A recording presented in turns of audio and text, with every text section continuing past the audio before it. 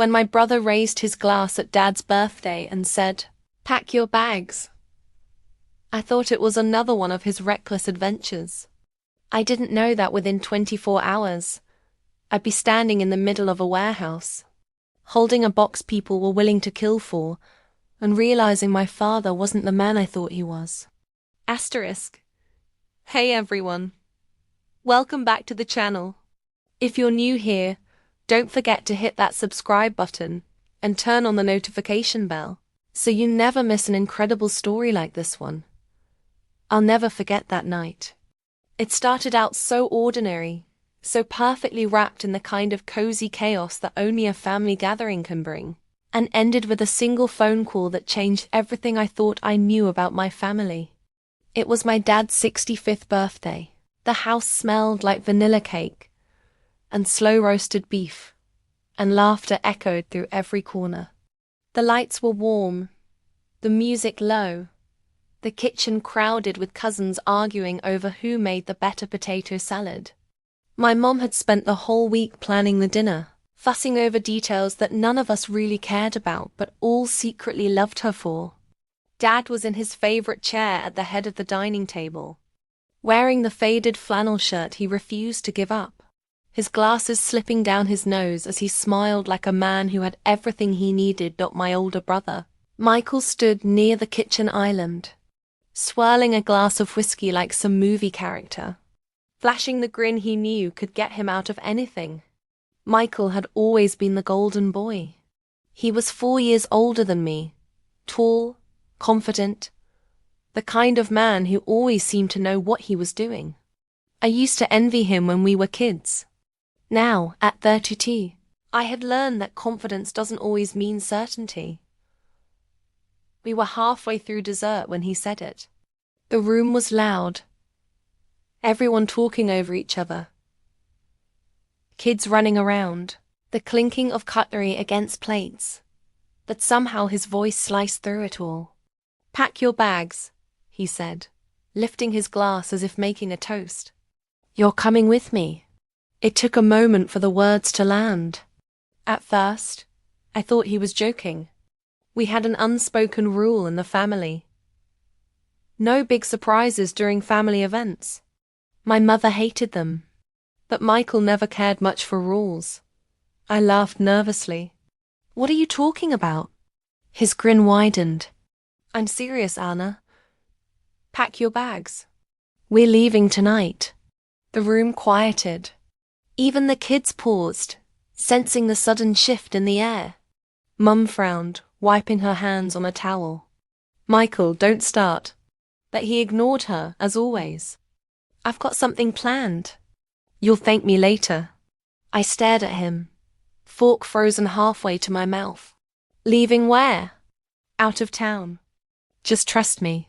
My stomach tightened. Michael's surprises usually involved some spontaneous road trip, a questionable Airbnb, and at least one situation that ended with me calling Mom in a panic. But this was different. His eyes didn't have that playful glint I'd grown up with. There was something sharp there. Urgent. Dad cleared his throat, trying to ease the tension.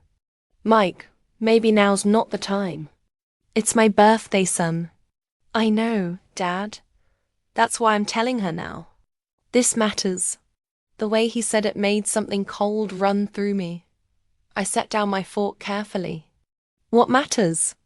Michael stepped closer, lowering his voice just enough for only me to hear. "We can't talk here. Pack your bags. One night. I'll explain everything on the way." "No," I said immediately. "I'm not going anywhere without an explanation." His jaw clenched. "Anna, please. Just this once. Trust me." The word "please" was what threw me. Michael never said please. Mom came to stand beside me, sensing my unease. "Michael," she said firmly, "what is this about?" He sighed, running a hand through his hair, the way he did when cornered. "It's complicated, but it's important. Anna's the only one who can come." "Why me?" I asked. He didn't answer, I looked around the room. At Dad, who was trying to keep a calm face. At Mom, whose fingers had tightened around the towel. At my aunt, whose eyes darted between us like she was watching a TV drama unfold.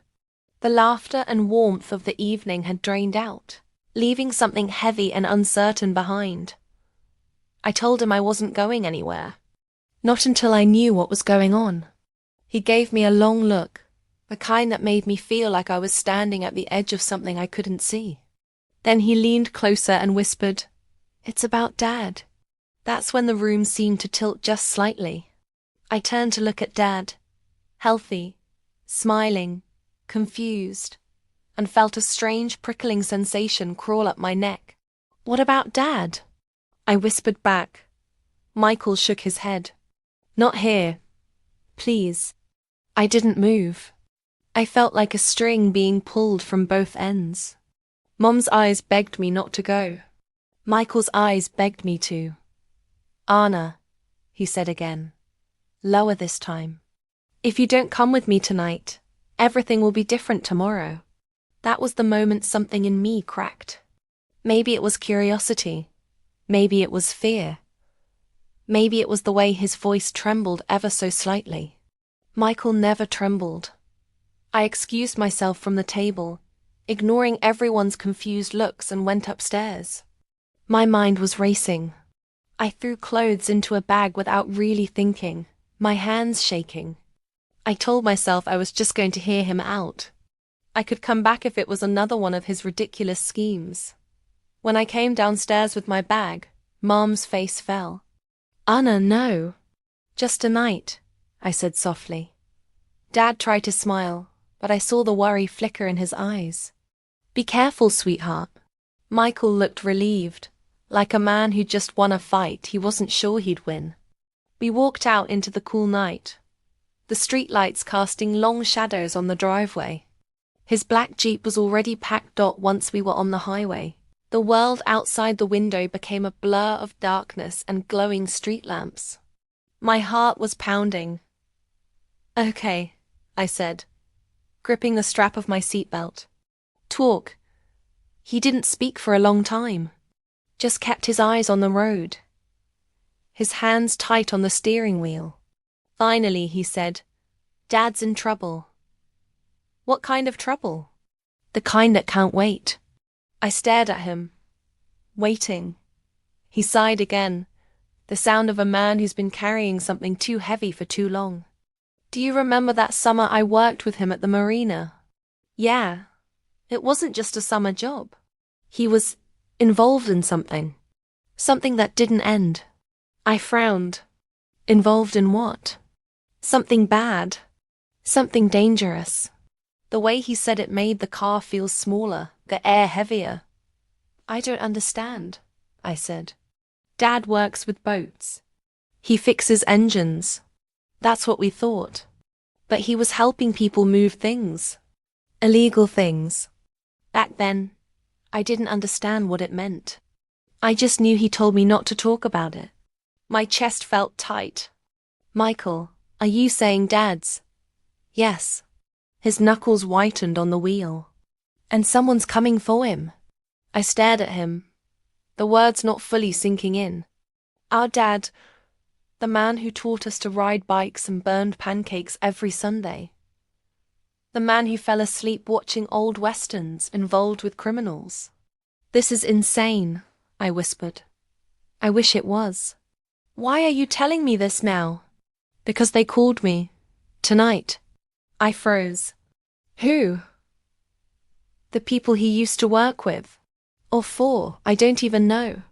They said if he doesn't give them what they want, they'll come for the family." I shook my head.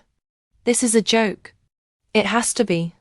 Michael looked at me then, really looked at me, and I saw something raw in his eyes. Fear. "Do I look like I'm joking?" I didn't answer. My mouth was dry. "They gave us until tomorrow night," he continued. "And they want you." "Me?" He nodded. I felt my stomach lurch. "Why me?" "Because Dad hid something. And they think he gave it to you." The world tilted again. What could I possibly have? I don't know. But if they think you have it, it doesn't matter whether you do or not. I sat back, the seatbelt pressing against my chest like a cage. My mind raced through every memory I had with Dad, family trips, birthdays, quiet nights watching TV. Nothing connected to anything like this. This is crazy. I whispered again. He drove in silence for a long stretch, the hum of the tires on the road filling the space between us. I thought about calling Mom, telling her everything, telling her to lock the doors and call the police. But Michael must have read my mind because he said, "Don't. They'll be watching the house." My skin crawled. "Where are we going?" I asked. "To someone who can help."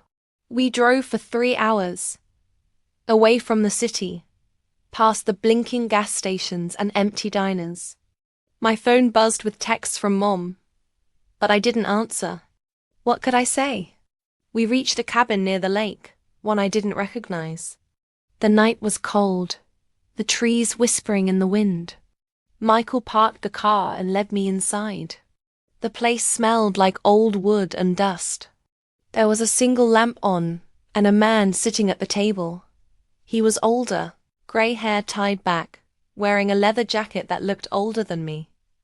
"Anna," Michael said softly. "This is Frank. He used to work with Dad." Frank looked me over like a man measuring a puzzle piece. "You look like him," he said. "What is this?" I demanded. Michael closed the door behind me. "Frank knows what they're looking for." Frank leaned back in his chair.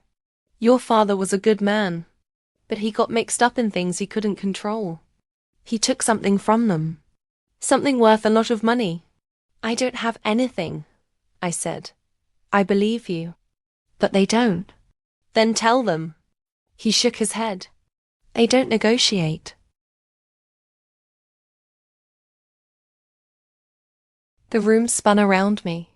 I gripped the edge of the table to steady myself. "What do they want from me?" "They think your dad hid the ledger with you. The record of every deal. If they get it, they wipe everything clean. If they don't..." Michael's hand touched my shoulder lightly. "We're not letting that happen." I wanted to scream, to run, to wake up from this nightmare. But all I could do was nod. Frank stood. "There's a safe house 2 towns over. You'll stay there while we figure this out." "No," I said suddenly. "I'm not hiding. If this is about Dad, he deserves to know." Michael's face hardened. "He already knows.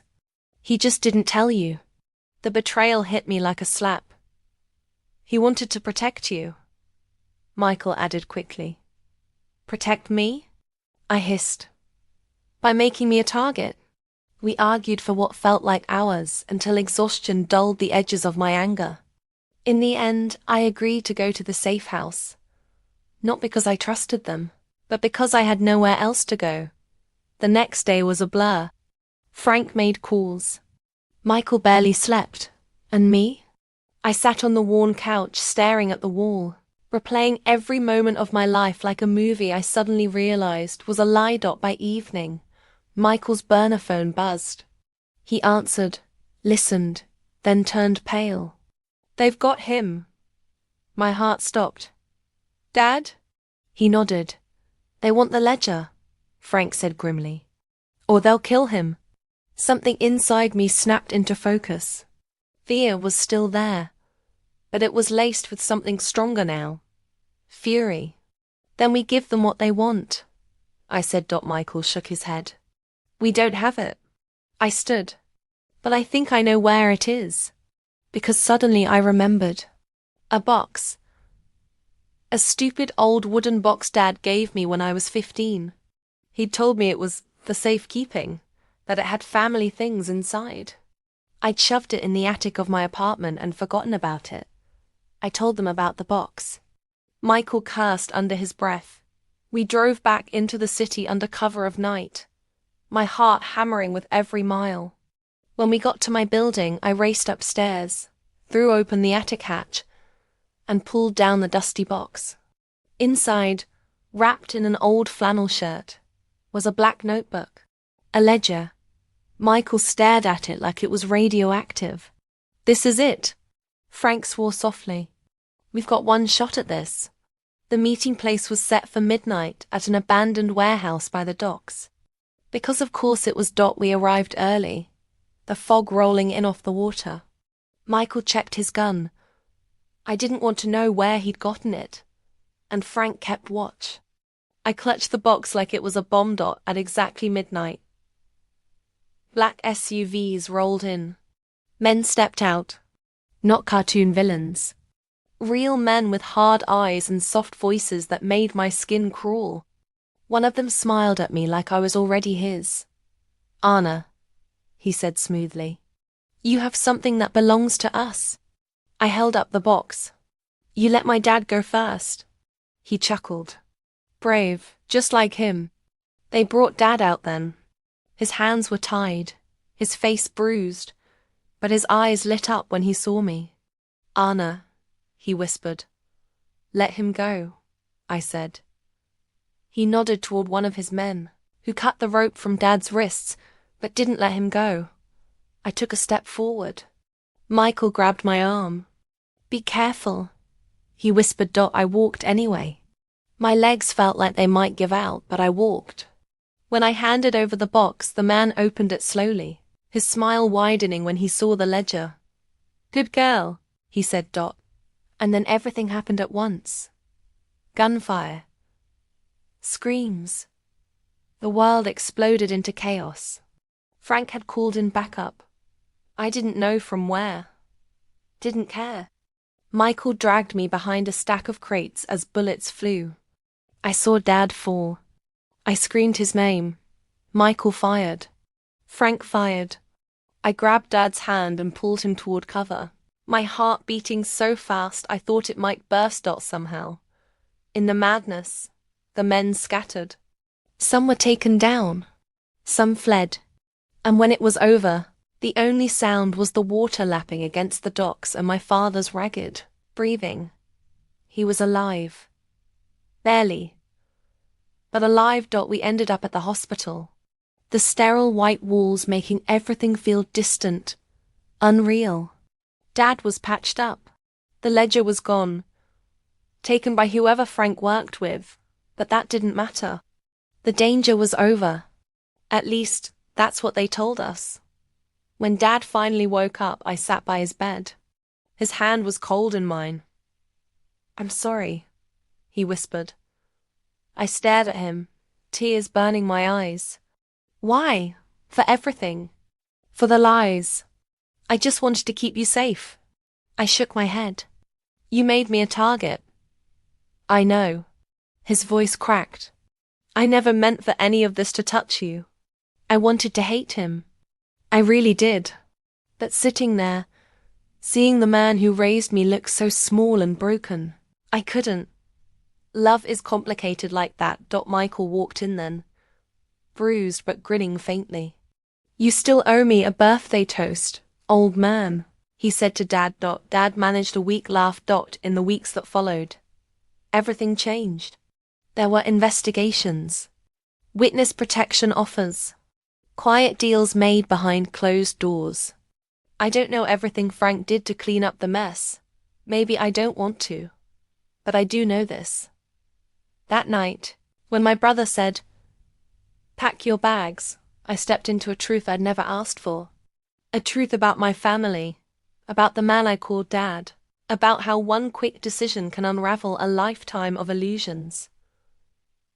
The house where we celebrated his birthday no longer feels the same. The laughter echoes differently now, threaded with the weight of what we all went through. Mom cried for days when she found out. She forgave him eventually, but things between them have a quiet fragility they never had before. Michael still drinks his whiskey like nothing touches him. But sometimes, when he thinks no one's looking, I see the fear still flickering in his eyes. He saved my life that night, and I'll never forget it. As for me, I still think about the moment in the car when everything changed. The way the night smelled of cold air and danger. The way my heart refused to believe the truth about my own father. I think about that single phone call Michael made that brought Frank to that cabin, that pulled the thread that unraveled the whole story. One phone call. One choice. One night that turned everything upside down. People like to say families are built on love, but they're also built on secrets. Some secrets are small, like hidden birthday presents. Others are the kind that can get you killed. I still see my father every Sunday. We sit on the porch, drinking coffee, pretending we're normal. But there's a box between us now, invisible but real. It's filled with everything unsaid, everything that can't be undone. I wish I could say I forgave him fully. Maybe someday I will. But for now, I live with the truth. The truth that sometimes the people you trust most are the ones who lead you into the storm. And sometimes, the only way out is to pack your bags and follow, even if it breaks everything you thought you knew.